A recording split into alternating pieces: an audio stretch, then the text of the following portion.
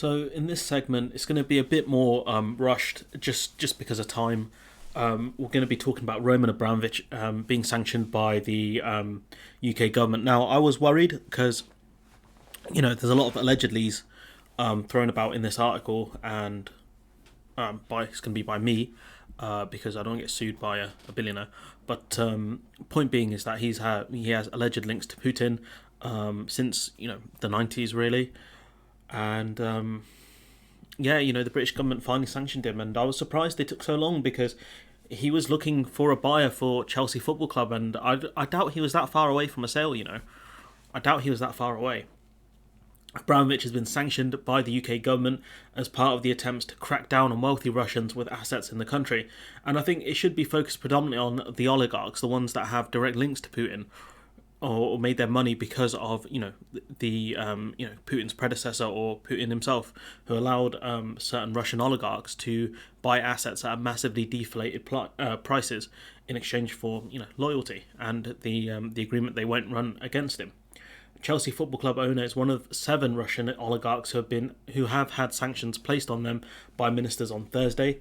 A government document announcing the move said Abramovich has had a close relationship for decades with Russian President Vladimir Putin.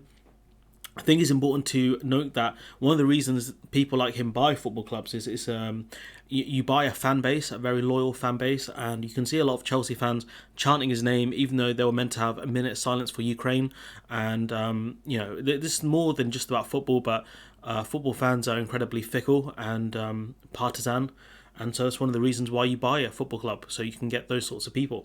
The association has included obtaining a financial benefit or other material benefit from Putin and the government of Russia. So this is the reasoning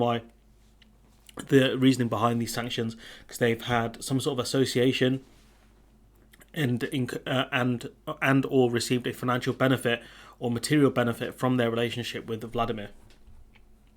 So last week, Abramovich announced he intended to sell Chelsea after almost 20 years of ownership and pledged that the net proceeds would be donated to all the victims of the war in Ukraine, which, okay, I guess. Even though he could have called his boy and tried to get him to call off his dogs, but he might not have been successful in doing so. But there is another oligarch who has tried to call for peace in Ukraine. Or stop the Russian invasion, should I say. The sanctions will come into force before the sale of the football club, and again, I was worried that this government would take so long to enforce the sanctions that he could just sell the club.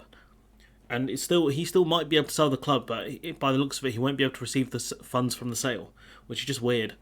Which was previously estimated to be worth around $3 billion, is able to take place. So he would have sold it at a slight cut price, maybe. He wouldn't have made like a ton over the valuation, I'd assume. Chelsea's shirt sponsor the mobile company, say they are reviewing their relationship with the club after the British government announced sanctions on the club's owners. Again, it's really strange that 3 are doing this now. You think they would do this once a year. If you have big sponsorships with people, you would think that you would review them once a year. We are in discussions with Chelsea and we are reviewing our position, a 3 spokesperson said. Abramovich will have his assets frozen under the move and will also face a prohibition on transactions with UK individuals and businesses and a travel ban forbidding him to enter the UK. And we'll talk about this in a bit, but he has had issues he has had visa problems before under the Theresa May government, because I remember reading about those at the time.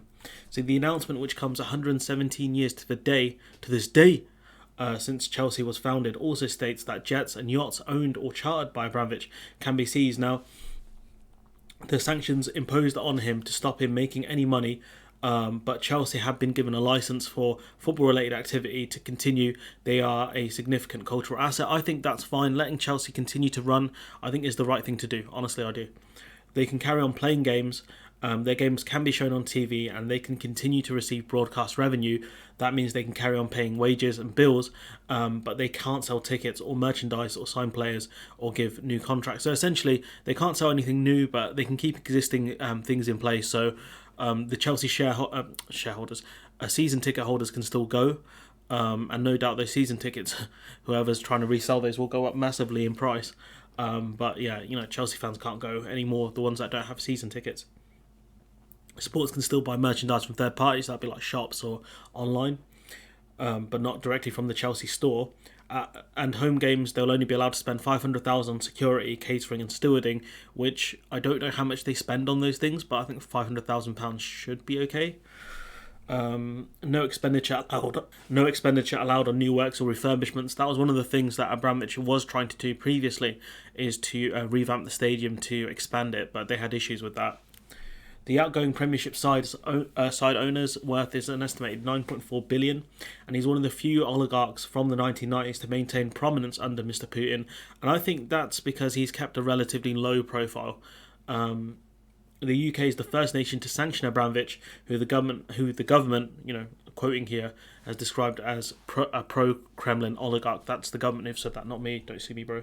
The other 6 oligarchs that have been sanctioned are Oleg Deripaska, who has stakes in the EN Plus Group and extracts a major extractives and energy company. I didn't know extractives was even a word, but I'm assuming he works with minerals.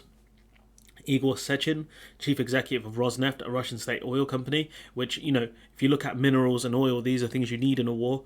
VT Bank, the second largest bank in Russia, Andrei Kostin, Alexei Miller, who sounds like a Metal Gear character, chief executive of the energy company Gazprom, Nikolai Tokarev, president of the Russian state-owned pipeline company Transneft, Dmitry Lebedev, chairman of the board of directors of Bank Rosia, widely considered the Kremlin's private bank. And if you look at all of these people specifically, right, Abramovich has shares in a steel company, Evraz, who are listed on the London Stock Exchange, but are based in Russia. So you need steel in a war, you need raw materials, minerals in a war, you need oil in a war, you need banks, because they're gonna help, with transactions and things like that. Gazprom, oil or energy, you need that. Pipelines, you need those. And Lebedev, another bank. So yeah. Foreign Secretary Liz Truss said Abramovich and the other Russian oligarchs sanctioned are complicit in Russia's aggression. The blood of the Ukrainian people is on their hands. They should hang their heads in shame. That's something that, Liz Truss has said, and to an extent, if Russia are using these, companies, then she would be correct. But that's just my opinion. Again, don't want to get sued. Our support for Ukraine will not waver. We will not stop in this mission to ramp up the pressure on the Putin regime and choke off funds to his brutal war machine. And again, it's come a bit late. Not that late, but it's been like over a week, I think. Johnson said there can be no safe havens for those who support Putin's vicious assault on Ukraine. Well, it's been a week, they've been safe for a week, and, to the point where, publicly Abramovich said he wants to sell the club, and I think he wants to sell his property in London as well. So, you're taking your time, guys. Meanwhile, Culture Secretary Nadine Dorries, also known as the Culture War Secretary, acknowledged the decision would have an impact on Chelsea Football Club, but said a special licence which runs until the 31st of May would enable it to continue operating. These things we mentioned.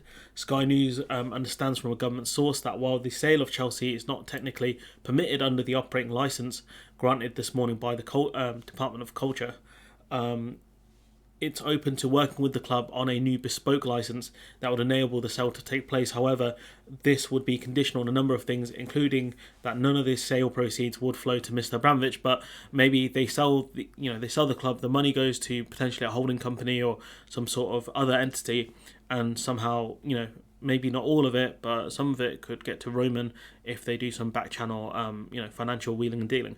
So again, I would stop the sale until this conflict is over, honestly.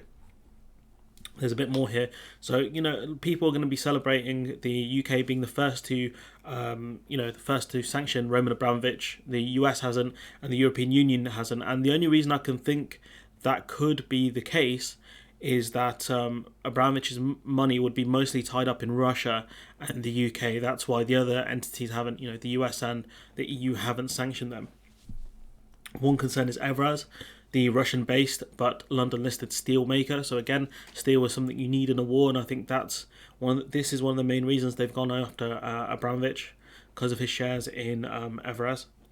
Some will wonder naturally why the UK government has taken so long to impose the sanctions on the most prominent Russian oligarch with interest in the UK, which is true. And the person who wrote this bit of analysis is a bit dumb, because they said, however, in acting ahead of the US and the EU in this instance, the UK has for once in the jargon got ahead of the curve. But it might be the case that Abramovich doesn't actually have a large financial foothold in the US or the EU. It might also be he might have it through like shell companies and other things, which is possible. But I think most of his money would be tied up in Russia, tied up in the UK. Anything far outside of Russia would be tied up in the UK. I don't think there's nothing more I want to discuss here. The Chelsea supporters trust are concerned by this, which makes sense. But at the same time, you guys have celebrated this man, and you knew what he was like. And if you didn't, you should have looked up on your owners. This is about the financial crimes bill, so it's not fully passed into law, I believe. But it's a bit of a joke, because the government abandoned its original proposal to give overseas entities 18 months to comply with the disclosure rules. So you have to disclose where the money's come from, who owns it, etc. By changing the deadline to 6 months. Labour had proposed 28 days, but that was defeated, by the government, by the Tory party. So, giving these companies 6 months, or what did they come up? Yeah, 6 months in the end. I mean, literally by the 5th month, that money could be gone. They could set up new shell companies, and they'd have to go through the verification process all over again. They should have to do so from, these are for existing companies, right? Such people who may be holding property for Vladimir Putin. So I think these are for existing entities. It should be within a few weeks, really. It shouldn't be that hard to tell the government who is the owner of this money, the ultimate owner. And going back to Mr. Abramovich, there were stories about him having visa issues. So Abramovich has visa issues around his entrepreneurial visa in 2018, after the 54-year-old was not spotted in London too often. He did appear once in a while, but they did do some stuff with his entrepreneurial visa. That's why he got an Israeli passport, so he could come back to the UK and not have as many issues. But there were still but even back then there were issues around him being the owner of Chelsea Football Club. Not major ones, not like now, but I think the government did try to get him, essentially, not in a malicious way, and maybe in a kind of malicious way.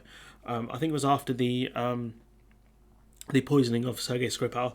They did try and ratchet up some of the pressure on Russian oligarchs, but they didn't go really that much further. And given the huge donations to the Tory party from certain people, certain rich Russians, the government were like, yeah, we might take a back step here. But the simple fact is, he's been sanctioned.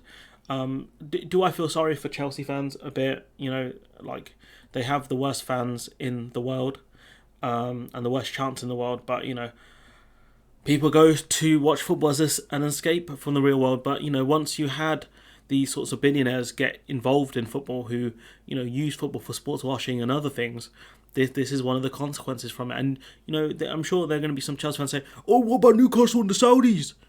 That's a very valid point. And Saudi Arabia, that financial group should never have been allowed to buy Newcastle. I know they say they're separate from the Saudi state, but we're not idiots. So yeah, it's just madness that Newcastle should not have been allowed to be sold. And once you sell off football clubs, you sell something that's very important to a community. That's because that's what football clubs are, really, in the heart of it. But anyways, look, I'm going to leave it there. I'm going to ramble on for ages otherwise. Let me know what you think in the comments below. Like, comment, share, subscribe. If I see any Chelsea haters in the comments, you're just going to get banned straight up. Don't even care. And you could say that's a bit mean. Well, you guys love the Iron Fist. That's your boy Roman. But anyways, I'm going to leave it there. Let me know what you think in the comments below. Like, comment, share, subscribe. Support the channel on Patreon if you can. And hopefully I'll see you in the next one.